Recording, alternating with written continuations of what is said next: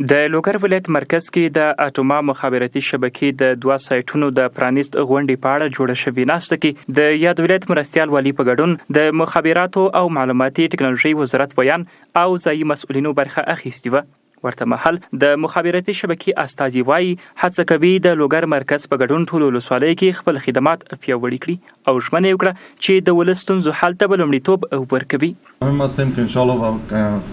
اینترنت پرسرعت با کیفیت عالی ارائه کنیم به خدمات به مشتریان خود. لوګر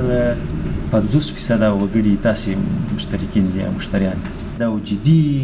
غوښتنه ده همدغه ده چې د اټوما خدمات څومره زر کېږي ورته جوړ کړي. د غراض مسؤلینو دغه 2 سایټونو پرانیسته او د 14 سایټونو ارتقا انټرنیټي خدماتو پیاوړتیا په برخه کې ګټوره چاره وبلله او زیاته کړه چې د اسلامي امارت له بیا ځلې واک ته رسیدو وروسته د ټول هیواد په کچه 1100 مخابراتي سایټونه فعال شوي او څه باندې 6 میلیونه پیرودونکي لري. کوم پروګرامونه باید لا مترقي سي